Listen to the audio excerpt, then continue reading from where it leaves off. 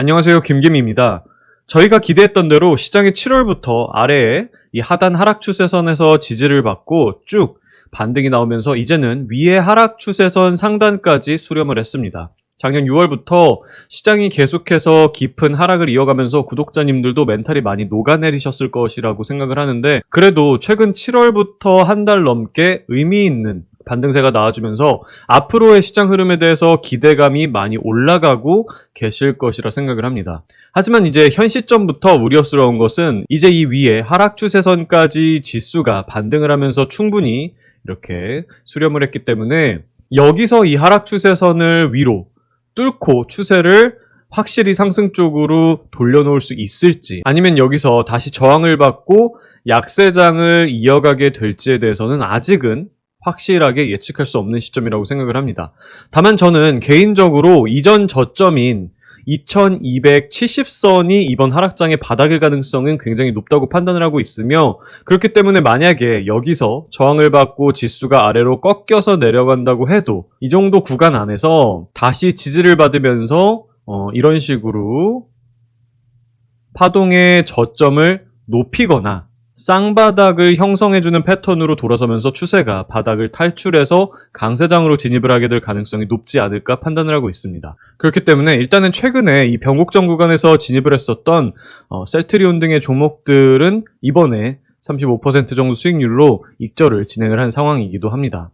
오늘은 현재 관심을 갖고 있는 몇 종목들에 대해서 함께 보도록 할 텐데, 그 전에 현재 제가 멤버십 회원님들과 함께 투자를 하고 있는 포트폴리오의 수익률 현황이 어떤 상황인지에 대해서 좀 살펴보도록 할게요. 저희는 현재 여러 종목의 분산 투자를 진행하고 있고, 오늘 기준으로 올해 22년도 수익률은 6.45%의 손실을 보고 있고, 현금 비중은 20.4%가 남아있는 상태입니다. 작년 수익률을 생각한다면 여전히 플러스 수익률이지만 올해에는 아무래도 시장이 워낙 깊이 하락을 하면서 손실 구간에 진입해 있는 상황으로 오늘 기준으로 22년도 코스피 수익률은 마이너스 15.7%이고 코스닥 수익률은 마이너스 20%라는 것을 감안하면 나름 잘 선방을 해 나가고 있다고 봐도 되지 않을까 생각을 합니다. 항상 말씀드리는 것이지만 우리가 하락장에서 가져야 할 마음가짐은 수익을 낸다면 베스트이겠지만, 시장은 강세장이 있다면 약세장이 있고 또 약세장이 지나면 강세장이 오게 되기 때문에 약세장에서 사람들의 공포심리로 인해서 저렴해진 주식들을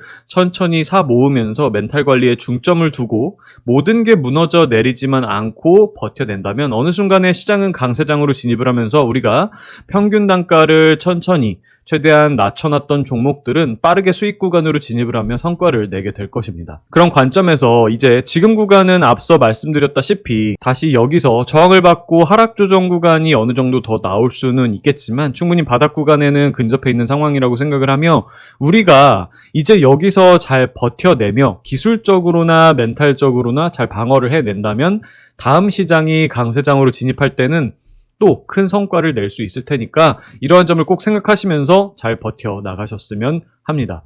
자, 시장에 대해서는 이 정도에서 마무리를 하고 제가 현재 관심을 갖고 보고 있는 종목들에 대해서 살펴보도록 할게요. 자, 첫 번째 종목은 NC소프트입니다. NC소프트는 모두가 아시는 리니지라는 게임을 통해서 한국을 대표하는 게임사인데, 2020년 코로나 때 집 밖에를 못 나가다 보니까 오히려 사람들이 집안에서 게임을 하는 시간이 많아지다 보니까 실적이 크게 상승하는 효과를 보면서 주가 또한 큰 폭으로 상승을 했었지만, 그 뒤인 2021년 작년에는 역기저 효과가 발생을 하면서 실적이 크게 하락을 하면서 주가 또한 현 시점 기준으로 고점 대비 마이너스 60%가 넘게 하락을 한 상태입니다. 아마 NC소프트에 물려 계셨던 분들은 이제 이 정도 이렇게 하락을 하면서 자포자기 심정으로 들고 계신 분들도 많이 계시겠지만, 다시는 NC소프트의 N자도 듣기 싫다 생각을 하시면서 손절을 하고 떠나신 분들 또한 엄청나게 많을 것이라고 생각을 합니다. 그러면서 점점 시장에서 크게 소외가 되어가며 이렇게 거래량도 최근 보면 월봉으로 이렇게 보면 거래량도 크게 감소를 해 나가고 있는 상황인데, 저는 주식시장에서 투자의 기회는 반대로 이렇게 종목과 기업이 시장에서 소외가 되어가고 대중들의 관심에서 멀어져 갈 때가 투자 접근을 시작하기에는 좋은 시점이라고 항상 생각을 합니다. 그렇기 때문에 대중들과는 반대로 저희 입장에서는 지금부터는 이제 관심을 갖기 시작해볼 만한 시점이지 않을까 생각을 해요.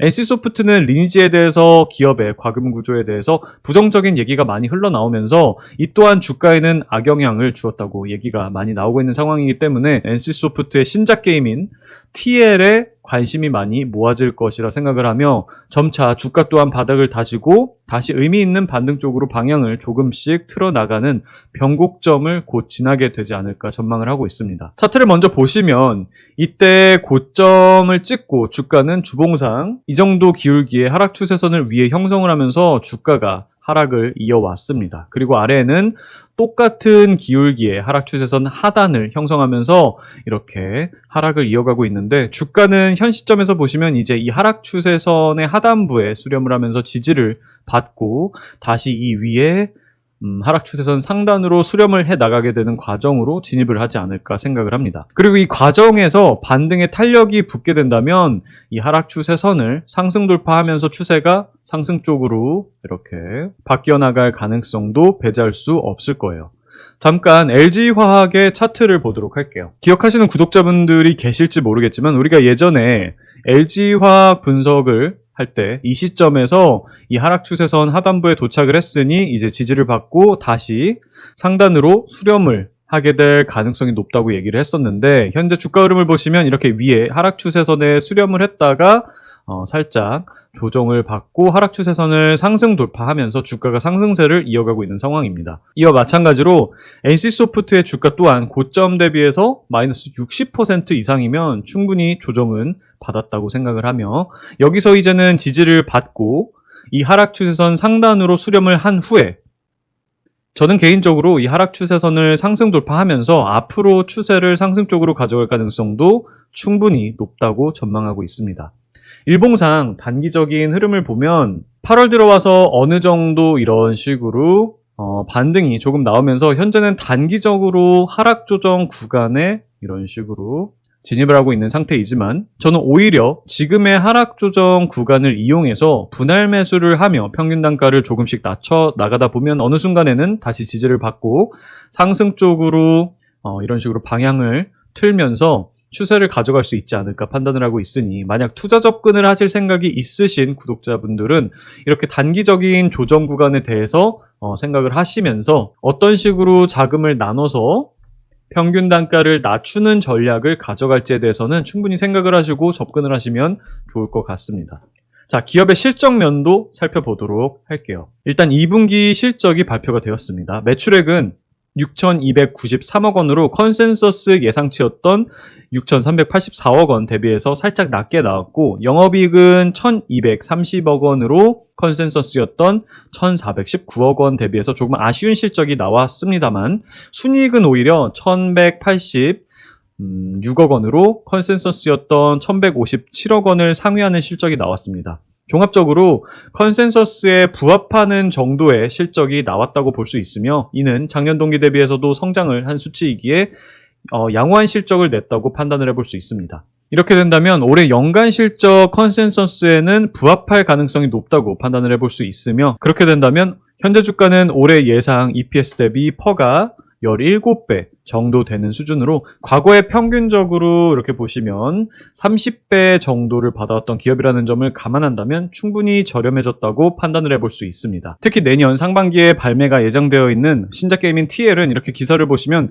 미국의 아마존과의 협약으로 서구권으로 배급이 될 예정이기에 매출국가 다변화라는 점에서도 충분히 펄을 높여나갈 수 있는 포텐셜이 상승할 수 있을 것이라 전망하고 있습니다. 그리고 만약에 주가가 현재 상태에서 유지가 되는 상황에 이렇게 증권사 전망처럼 올해를 넘어서서 내년 그리고 내후년에 실적이 성장을 해 나가게 된다면 주가는 더 깊이 저평가되어 가게 될 것이기 때문에 현 시점 주가가 고점 대비 마이너스 60% 이상이나 될 정도로 이렇게 과도하게 하락이 나왔을 때가 투자 접근을 시작하기에는 적정한 시점이지 않을까 생각을 합니다. 재무 안정성 부분에서도 부채 비율은 43%로 굉장히 낮고 유보율은 34,000%가 넘을 정도로 지금까지 벌어서 쌓아둔 잉여금이 회사에 많이 유보가 되어 있기 때문에 재무 안정성 면에서도 걱정할 필요가 전혀 없는 탄탄한 회사라는 점 또한 참고하시면 좋을 것 같습니다. 매매 관점에서는 적어도 최소한 전저점 구간까지는 이런 식으로 매집 구간을 열어두시고 천천히 분할 매수 관점으로 주식을 모아간다는 마음으로 접근을 하시면 좋을 것 같습니다. 자, 두 번째로 함께 공부해볼 종목은 에스텍입니다. 에스텍은 아마 처음 들어보시는 구독자분들이 대부분일 텐데, 에스텍은 스피커를 제조 판매하는 기업으로 자동차, TV, 헤드폰, 이어폰 등의 스피커가 들어가는 모든 제품들의 스피커 부품을 제조 납품하는 기업입니다. 이 기업은 실적에 대해서 먼저 얘기를 해보도록 할게요. 에스텍의 5년 전 실적부터 보시면 매년 3천억 원 정도의 매출, 1,700억 원 정도의 영업이익, 그리고 평균적으로 150억 원대의 순이익을 올리던 기업입니다. 그런데 이 기업은 2020년 말부터 실적이 급격하게 꺾이더니 작년 3분기부터는 이렇게 적자 전환을 하면서 실적이 말도 안 되는 수준으로 꺾였습니다. 그 이유를 작년 비용 부분에서 살펴보면 이렇게 원재료단에서 코로나19로 세계 경제의 불확실성이 큰 상황에서 국제 원자재 가격의 상승으로 인한 부분도 있지만, 이보다 이렇게 주석에서 보시면 운송비가 크게 상승을 하다 보니 실적이 크게 꺾인 상황입니다. 재무제표 주석에서 판매비와 관리비 항목을 보시면 운반비가 20년도에는 70억 원 정도 수준에서 작년에는 290억 원을 넘으며 무려 4배 이상 늘어났습니다. 이는 이렇게 기사를 보시면 글로벌 해상운임지수 상승으로 운반비가 증가를 한 것 때문입니다. 기사를 한번 함께 읽어보도록 할게요. 글로벌 해상운임 지수 상승으로 운반비가 증가한 것도 부담 요인으로 작용했다. 에스텍의 수출 비중은 작년 3분기 누적 기준 90.3% 수출 실적이 대부분을 차지한다. 여기에 납기를 맞추기 위해 항공 운송까지 이용하면서 운반비는 더욱 치솟았다. 에스텍 관계자는 지난해 매출은 늘었지만 코로나19 관련 생산 차질과 물류 정체로 납기 대응을 위한 대규모 항공 운임 비용이 발생했다.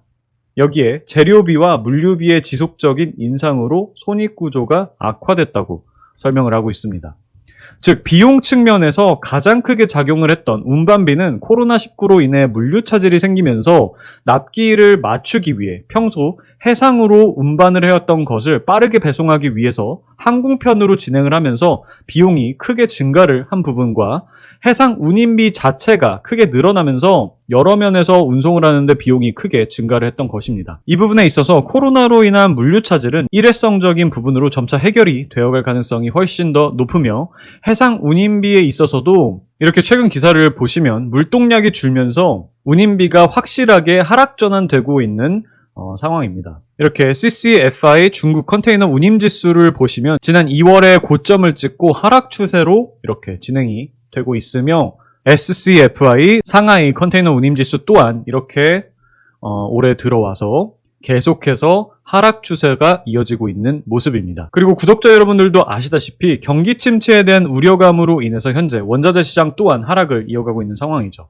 이러한 비용 측면에서의 부담이 줄어듦에 따라서 에스텍과 같이 운반비 등의 비용 압박으로 실적이 크게 하락을 했고, 이로 인해서 주가 또한 큰 폭으로 이렇게 거의 반토막 가까이 하락을 한 주식이기 때문에 다시 실적이 예전 수준으로 회귀를 하게 된다고 가정을 하면 현재 주가는 굉장히 깊은 저평가 수준에서 거래가 되고 있다고 볼 수 있습니다. 만약에 연간 순이익이 다시 150원 정도로 올라가게 된다면 현재 기업의 시가총액이 817원 정도밖에 되지 않기 때문에 펀은 대략 5배 정도 수준에서 거래가 되고 있다고도 생각해 볼 수 있을 것입니다. 현재 이와 비슷한 상황을 겪고 있는 기업들은 대표적으로 타이어 기업들이 있죠. 타이어 고무의 원재료가 석유를 기반으로 생산이 되다 보니 국제유가 부담으로 인해서 원재료 가격도 많이 올라갔고, 에스텍과 마찬가지로 운임 비용이 크게 늘어나다 보니까 실적이 크게 꺾였던 업종인데, 최근 국제유가와 운임 비용의 하락으로 조금씩 바닥에서 상승 반전을 하고자 꿈틀대고 있는 모양새로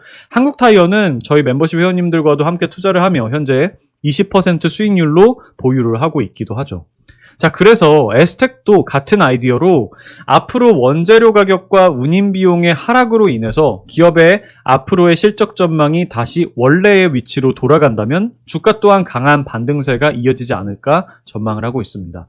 보시면 작년 대규모 적자에도 불구하고 현재 부채 비율은 이렇게 보시면 이제 막 100%를 넘어섰으며 유보율도 여전히 2000%가 넘을 정도로 안정적인 상황이기 때문에 재무 안정성에 있어서도 크게 걱정을 할 필요는 없는 기업이라고 판단하고 있습니다. 자, 이제 차트를 보도록 할게요. 월봉을 보시면 에스텍의 장기적인 추세는 이렇게 위에는 이 정도 기울기의 하락 추세선이 형성이 되어 있고 아래에는 마찬가지로 비슷한 기울기의 하락 추세선 하단선이 이렇게 형성이 되어 있습니다. 그 안에서 주가가 이런 식으로 파동을 만들면서 움직이고 있는 상황인데 현재 주가는 하락 추세선 상단부에서 쭉 하락을 해오면서 현재는 하단부에서 지지를 받고 있는 상황이기에 원재료 가격과 해상운임의 하락세로 인해서 비용 정상화가 진행이 되면서 여기서부터는 이제 다시 지지를 받고 주가 또한 이 위에 상단 저항선으로 이런 식으로 상승을 이어갈 수 있지 않을까 판단을 하고 있습니다. 만약 이 상단선까지 수렴을 하게 된다면 주가는 최소 10,000원 이상까지 상승할 수 있을 것이라 기대해 볼 수 있으며 그렇게 된다면 현재 주가 대비해서 약 30% 이상의 상승 여력이 있다고 판단할 수 있을 듯 합니다.